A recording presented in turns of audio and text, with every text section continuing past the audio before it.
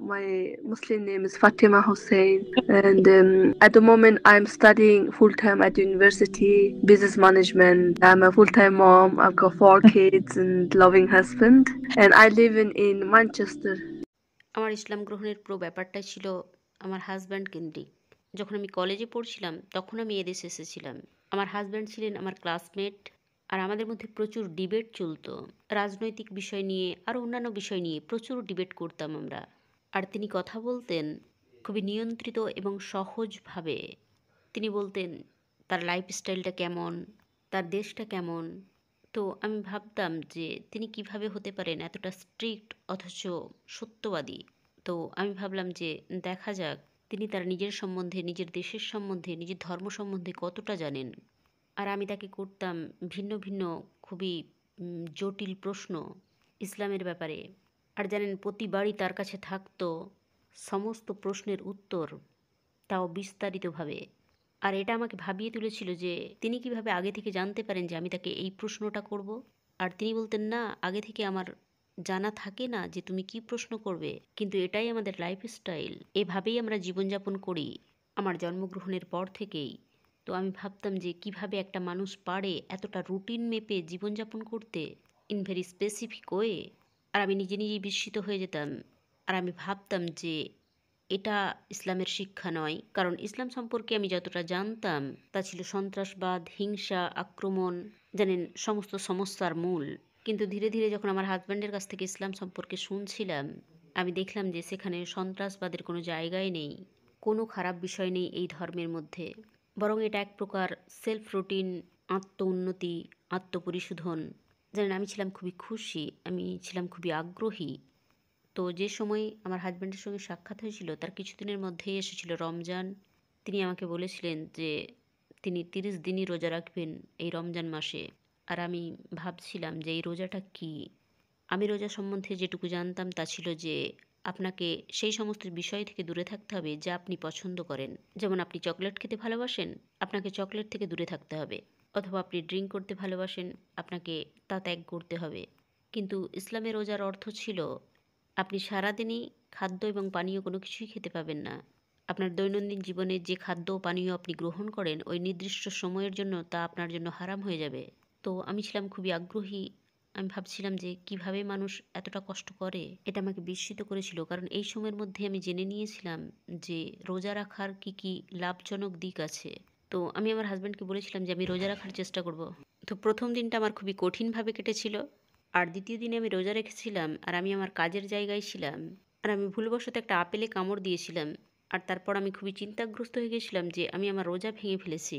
আর আমি আমার হাজব্যান্ডকে সঙ্গে সঙ্গেই জানিয়েছিলাম, যদিও তখনও আমাদের বিয়ে হয়নি। আমি বলেছিলাম যে দেখো আমি আপেলে কামড় দিয়ে ফেলেছি আর আমার খুবই খারাপ লাগছে। আর আমার হাজব্যান্ড আমাকে বলেছিলেন যে তুমি এত দুশ্চিন্তা করছো কেন এটা নিয়ে?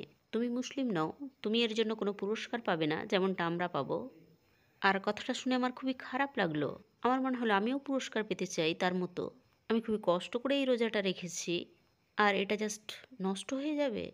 এভাবেই ধীরে ধীরে ইসলামের বিভিন্ন বিষয়ে আমার অনুভূতি আসতে শুরু করেছিল। এটা আমাকে খুবই স্পর্শ করেছিল, কারণ আমি ছিলাম আমার পরিবার থেকে বহু দূরে। বেশিরভাগ সময়ই আমি আমার নিজের জীবন নিয়ে চিন্তাভাবনা করতাম যে জীবনের উদ্দেশ্য কী, আমি এখানে কেন, এই দেশেই বা আমার থাকার উদ্দেশ্যটা কী, এখানকার গরম আমার অসহ্য লাগতো। তো আমি তাকে বললাম যে আমি ইসলামের প্রতি আকর্ষণ অনুভব করছি, এছাড়াও আমি আমার হাজব্যান্ডের প্রতিও আকৃষ্ট ছিলাম।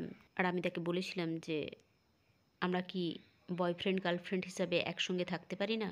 আমি তাকে এই অফারটা দিয়েছিলাম, আর তিনি এমনকি আমার চোখের দিকেও তাকাননি। আর তিনি আমাকে বলেছিলেন যে ইসলামে বয়ফ্রেন্ডস গার্লফ্রেন্ডস বলে এই ধরনের কোনো সম্পর্ক হয় না।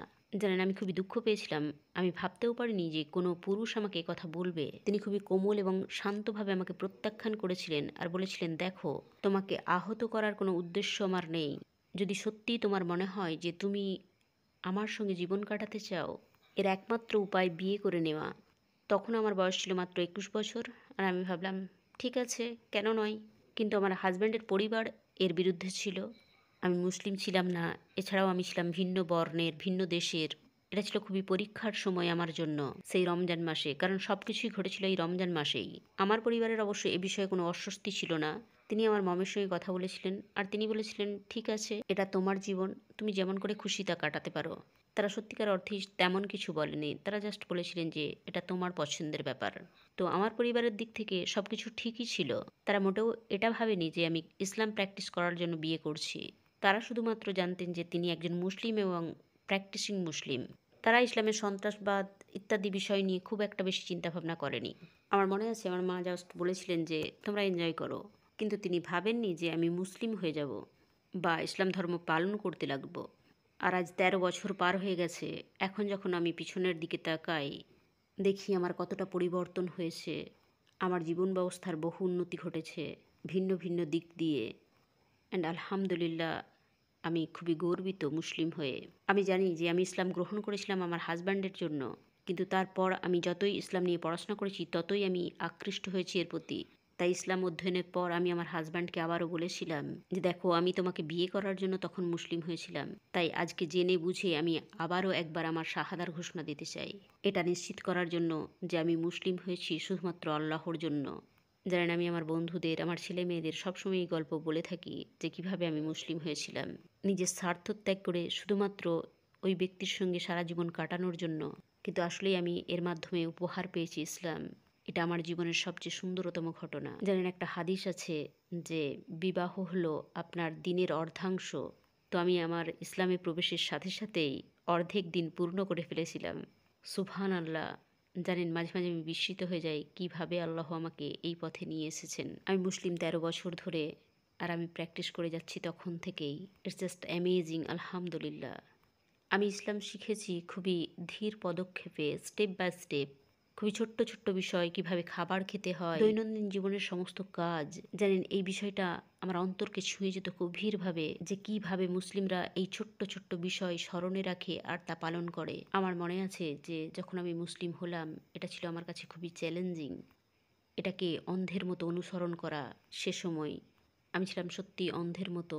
তখন ইসলাম সম্পর্কে কিছুই তেমন জানতাম না। আমাকে বহু সংগ্রাম করতে হয়েছে পরিপূর্ণরূপে এই কনসেপ্টটা ক্লিয়ার করার জন্য। রাতারাতি এটা হয়নি। আমাকে সত্যিই খুবই কঠিন পরিশ্রম করতে হয়েছে। আমি জানতাম ইসলাম পরিপূর্ণ জীবন ব্যবস্থা। আমার হাজব্যান্ডের জীবনের ছোট ছোট বিষয়গুলোই আমাকে আকৃষ্ট করেছিল, কিন্তু নিজেকে পরিপূর্ণরূপে পরিবর্তন করে ইসলামে নিয়ে আসা, এটা ছিল বেশ কঠিন। জানেন, আমি আমার প্রায় সমস্ত বন্ধুকে হারিয়েছিলাম। মানুষেরা আমাকে জাজ করতো, বলতো যে তুমি শুধুমাত্র বিয়ে করার জন্য মুসলিম হয়েছো। আল্লাহ আমাকে বহু পরীক্ষা করেছেন, আলহামদুলিল্লাহ, সুবহান আল্লাহ। তবে আমি সহযোগিতাও পেয়েছি অনেক। আমার বহু মুসলিম বন্ধু তৈরি হয়েছে, তারা খুবই ভালো বন্ধু। তাদের সঙ্গে আমি ইসলাম জেনেছি, ইসলামের উপর রিসার্চ করেছি। আমি খুবই সুন্দর কিছু মুসলিম ফ্যামিলিরও সাক্ষাৎ পেয়েছি। অনেক সময় তারা তাদের বাড়িতে আমাকে ইনভাইট করেছে, তাদের কাছ থেকে আমি দিন শিখেছি। ধীরে ধীরে আমি নামাজ পড়া শিখেছি, আমি হিজাব পড়তে শিখেছি, আমি জেনেছি হিজাব পড়ার অর্থ কী। আর এই সমস্ত কিছুতে এই পরিবারগুলো আমাকে খুবই সাহায্য করেছে। আমি মনে করি যে এগুলো আল্লাহর তরফ থেকে উপহার। জানেন, এখন আমি পরিষ্কারভাবে বুঝতে পারি কোনটা সঠিক, কোনটা ভুল। সঠিক পথে নিজেকে পরিচালিত করার জন্য এটা জানা খুবই প্রয়োজন। আলহামদুলিল্লাহ, আমি কখনোই নিজের উপর সন্দেহ করিনি, না নিজেকে দোষারোপ করেছি। যে সমস্ত কিছুর মধ্য দিয়ে গিয়ে আমি মুসলিম হয়েছি, সেই সমস্ত দিনগুলোকে আমি অ্যাপ্রিসিয়েট করি। আমার ২০ বছর বয়স পর্যন্ত এ সম্পর্কে আমার কিছুই জানা ছিল না। এখন আমি পরিষ্কার রূপে জানি যে কোনটা সঠিক আর কোনটা ভুল। আর আমরা কখনোই চাই না ভুল পথে চলতে। জানেন, আমার মনে হয় যত রিভার্ট ভাই ও বোন আছেন, হয়তোবা তারা সবাই এই ধরনের চ্যালেঞ্জের মধ্য দিয়েই গিয়েছে, আর তাদের জীবন হয়ে গিয়েছে আরও উত্তম। কিন্তু নিশ্চিত রূপেই এখানে আছে সংগ্রাম, যেভাবে আপনাকে দৈনন্দিন জীবন কাটাতে হয়। সবচেয়ে বড় স্ট্রাগল যেটা ছিল তা হলো যে হঠাৎ করেই সব কিছু হারাম হয়ে যায়। হঠাৎ করেই আপনার মনে হবে যে আপনার জীবনের সমস্ত কিছুই বোধহয় নিষিদ্ধ হয়ে গিয়েছে। দারুণ কোনো জিনিস বা মজার কোনো বিষয় আর বোধহয় আমাদের জীবনে ঘটবে না। প্রথম দিকে সমস্ত কিছু খুবই স্ট্রিক্ট লাগে, এটা করা যাবে না, ওটা করা যাবে না। কিন্তু ইসলামের সৌন্দর্য সেখানেই যে আসলেই যে সমস্ত কাজ থেকে তোমাকে নিষেধ করা হচ্ছে তার পিছনে কী কারণ আছে, এ বিষয়ে যখন আপনি নিজেকে শিক্ষিত করে তুলবেন, তখন এটা আপনার বোধগম্য হবে আর সহজও হয়ে যাবে। তাই নিজেকে শিক্ষিত করে তুলুন, অপরের সাহায্য নিন। বর্তমানে সোশ্যাল মিডিয়া একটা বড় প্ল্যাটফর্ম, তাই সহযোগিতা নিন। এখন পৃথিবীর কোনো প্রান্তের মানুষকেই খুঁজে বের করা কঠিন নয়। ইনশাআল্লাহ আপনি যদি খোঁজ করেন আপনার জন্য সমস্ত কিছুই সহজ করে দেবেন আল্লাহ সুবহানাহু ওয়া তাআলা। Yeah. You know, if you are in the deen, you will never gonna go wrong, and you will be confident yourself what you are learning and what you are becoming. So alhamdulillah, just open your heart to seeing what Allah is trying to tell you.